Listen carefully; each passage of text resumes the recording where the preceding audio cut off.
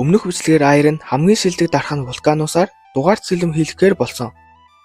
Тэгээд нэг сарын дараа манай гурав сэлмээ авахаар вулканус дээр очиход нөгөөх нь дугаарт сэлмийг нь доор хаяж 1 жилийн дараа хийж дуусна гэдэг. Угаасаа энд ирсэн шалтгаан нь анханасаа сэлэм биш байсан болохоор дараагийн очих хот Латвиан руу явна. Олон сэлмийн ахтемуудын төвлөрсөн газар. Гэтэл рүү зогсоорой надад цус өнөртөд байна гэхээр нь харсан Шарлот Виктор хоёр Рандлын толгойг барьцсан гараад ирнэ. Дугаарт сэлмээ гаргаад ир. Хийж дуусаагүй байгаа болохоор бидэнд байхгүй. Бодол ярихаа бол элбий уурлаар нуусныг чи мэдэхгүй гэж бодоо юу? Куар залуусаа нэг сэлмэс болж амьдралаа сүтгэхгүй юу? Та хоёр дэринкүүд гэмт хэрэгтнэр тооцогдвол төв даяар 90 сурвалжлагдана. Санаа зовсонд баярлалаа. Гэхдээ хэн ч биднийг сэжиглэхгүй. Бид их нэр хүнд сайтай. Сэлмийг нь авахын тулд дээрэмчэд залуу баатар руу дайрсан. Хажуугаар нь өнгөрч байсан Виктор болон Шарлот түүнд туслах гэсэн ч тэр залууг аварч чадсангүй гэвэл яах вэ? Гэхдээ Аяр нь яагаад ийм зүйл хийж байгаа юм?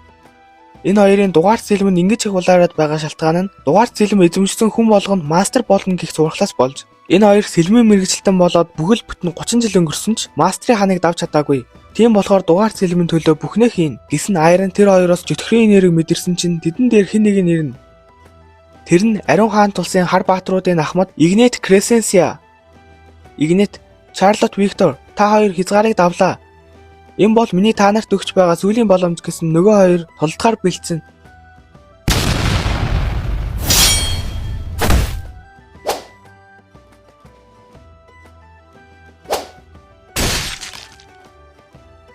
Тэр хоёрыг нүцгэн гараараа алчдаг. Кварц тэр мастер байж болохч яаж хоёр мэргэжилтийг нүцгэн гараараа алж чадваа гэсэн Аня ахмадаа энэ таны сэлэм. Араас нь бас Григор гараад ирнэ. Тэгсэн Аяр нь яаж ийм зүйл хийж байгаа юм? Яаж юуч болоогүй юм шиг хүн алаад байгаа юм? Өөрийг чинь өтхийн тулд биш, үнэхээр сонирхоод байгаа болохоор асууж байна.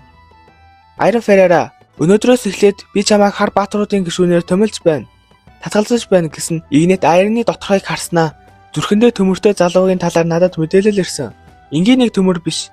Бардам ихэмсэг зантай вулканусын шүлсийг гоожилсон төмөр. Тийм хүнийг би хүсэхгүй байна гэж байхгүй. Гэхдээ нүдэрээ харахад чи одоо хүртэл тэр төмрөө удирдлагандаа оруулаагүй хэвээр бололтой. Дахин хэлье. Би чамайг хар баатруудын гишүүнээр томилж байна. Тэгэхэд Аяр бас л төвшөрдөггүй. Чам сонголт байхгүй. Өөрийнхөө удирдах чадахгүй зүйлдээ эзэмдүүлснээс болоод тэвд өмнө самун үсгэх гээ юу?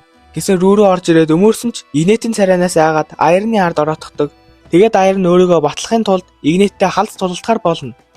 Олон хүн чөтгөрийг алсан Игнет хүн чөтгөр шиг л хүчтэй энергитэй болохоор Аяр нь өмнөх шигээ удирдлагаа алдах магадaltaй. Тулаан эхлэх мөчөд Игнет өөрөөсөө аимшигтай аавраа гаргахад Аярны уур хилэн зүрхэн дэх гал нь нэмэгцээр л байдаг. Гэхдээ Аяр нь тэр дүлдэж буй гал цогоор өөрийн зүрхэн дэх гацаа давтаж эхэлнэ. Игнетийн хүчинд удирдлага алдаагүй үлдсэн Аяр нь Игнет рүү дайрч эхэлнэ.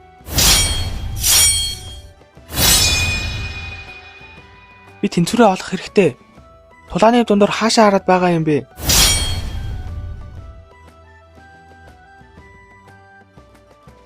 Нэг сэрэд харсан хажууд нь Рүүрө Квар бас Игнет байдаг. Тэгсэн Игнет гинэт гисцийг нь гаргаснаа шахыг нь ариун шидээр эмчилж өгнө. Таны сэлэм далаах хүсэл юу юм бэ? Миний сэлэм далаах хүсэл бол хаан болох явдал юм. Юу яриад байна? Чи бослог гаргах гээ юу? Тэнийг яриад байвалгүй наад уутаа өг. Тэгсэн нөгөө Казирийн зүйлтийг ариутгаж байх хоорондоо бид амар амгалан зуунд амьдарч байна. Учир нь миний хаан тулсуудын хоорондох дайныг хориглодог. 150, 400 жилийн өмнө, тэрнээс ч өмнө дайн зөвхөн дээд зэрэглэлийн чөтгөр дураараа авирлах үед л гардаг. Энэ ирэнд хүртэл дэлхийн ертөнц амар амгалан биш. Өөрийнхөө гараар амар амгалан улс бүтээвэл хөөжилтөө биш гэж юу? Хар муура, одоогийн аз жаргалдаа автаж болохч нандин харилцаануудаа хамгаалахын тулд хичээх хэрэгтэй. Аяр Ферера, чи хэнд итгэдэг юм? Би лав өөртөө итгэдэг. Өөрийн гэсэн итгэл үнэмшилтэй гэж цонхоор гараад явна. Маргааш нь манай хэд дараагийн хот руу явж байх замд Аяр нь зүрх сэтгэл дэх төмрөө давцаар л гэхдээ гал цог нь өмнөх шигээ дүрлцэхгүй байсан ч зогсохгүй. Тэд замдаа нэг буудалд тонхоор орж ирнэ. Тэгсэн тэнд нэг л танил хоолой сонсогдохоор нь эргээд хартал Жудит Брэд хоёрч бас тэнд байдаг. Зогс, та хоёр хингээч нь вэ? Аярныг яах гээд байгаа юм? Тэр хоёрыг харсан Квар рүү хоёр хэд үнэхэр хүчтэй юм гэсэн Аяр нь тэднийг өөрийнхөө найзууд гэдгийг хэлнэ. Намайг Брэд Ллойд гэдэг. Харин би Жудит. Би бол зөнч орк Квар. Сайн уу? Би бол Рүүрүү. Аярны элбий урлагийн багш. Жудит чи өсчихчээ гэснээр гиндүүлээд эргэж ирнэ гिचгээд өчгсөн юм шиг алга болчих юм аа гэд хоолойг нь бооно. Удаан уулзаагүй болохоор нэг нэгнийхээ хүчийг мэдхийн тулд тулдахаар болно. Тэгээд Жудит сэлэмчин хаан байна. Зевсгээ хайцсан юм уу гэсэн Миний сэлэм үргэлж надад байдаг гэд сэлмээ гаргаж ирнэ. Манай хоёр угаасаа шок. Тэр цаана рүү их пэдгэр эн чинь лилбийн урлаг шүү дээ.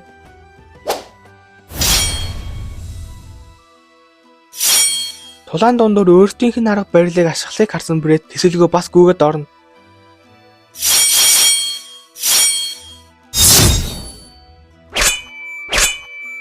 Тулаанаа дуусгасны дараа Жюдит Айрнаас эцсийн шалгалтын үеэр ашигласан босоо цавшилтаа харуул гэсэн.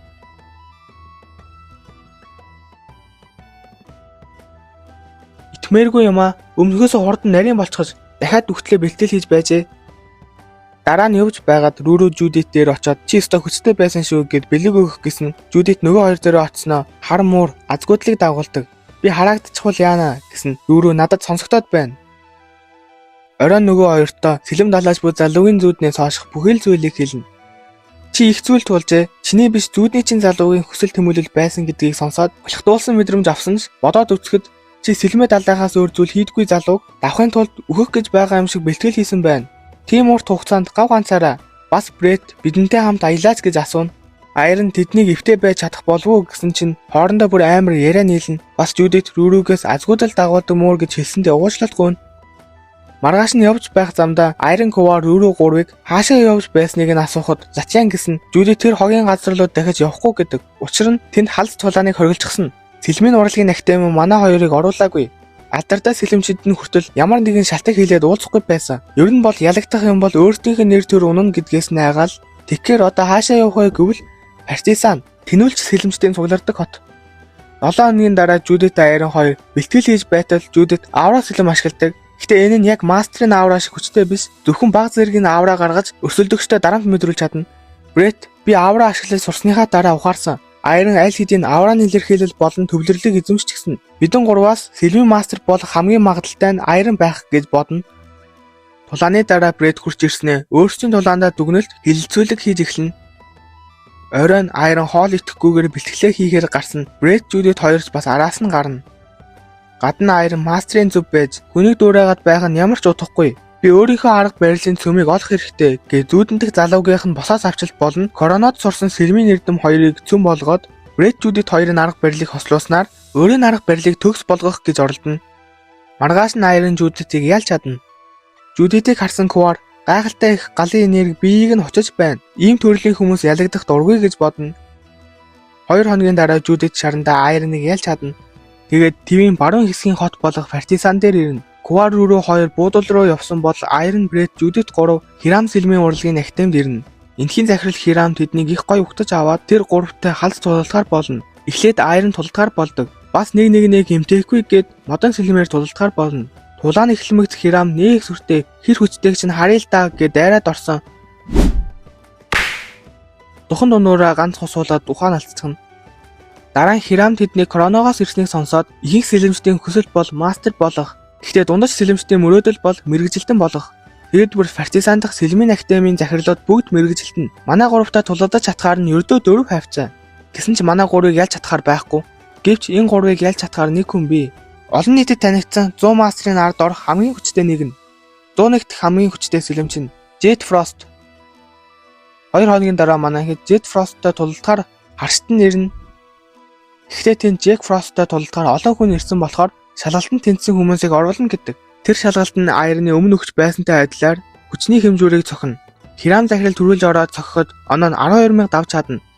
Дараа нь Айрон сэлмээ гаргаж ирээд цохих гэсэн шалгалтыг хариуцж байсан хүн Айрны сэлмийг хараад иймэрхүү сэлэм ашиглах нь шудраг бус байж магадгүй гэд өөр сэлэм өгнө. Тэгээд Айрон цогсон оноо нь 18,000 давж чадна. Дараа нь Брэд Жюдит хоёр хоёулаа 16,000 давуулахад шалгалтыг авч байсан хүн олон хүн тэнцсэн болохоор нэгийн эсрэг 3 тулалдана. Тэгсэн Хирам захирлыг найз нь болохоор ганцаараа орж болно гэдэг. Хирам захирлыг орохын өмнө Брэд чихэн дээр нь нэг зүйлийг хэлнэ. Хирам захирал ороод угаасаа ялагдана. Тэгээд тулалдах зөвлөгөө авсныхаа дараа манай 3-ын үүдэнд хэлсэн зүйлийг хэлнэ. Хэрэн Жетийг ялах юм бол манай 3 Жетийн хүссэн зүйлийг 3 сар хийн. Харин манай 3 ялах юм бол Жетээс 1 сар зөвлөгөө авна. Тэгээд манай 3 орж ирнэ. Би бол Корона сэлмийн урлагийн академийн 27 дугаар үеийн сурагч Брэд Ллойд. Би бол Корона сэлмийн урлагийн академийн 27 дугаар үеийн сурагч Жюдит. Би бол Корона сэлмийн урлагийн академийн 27 дугаар үеийн сурагч Айрон Феррера. Жет тэднийг алт үе гэдэг билүү гэж ботход манай 3 дайрч эхэлнэ.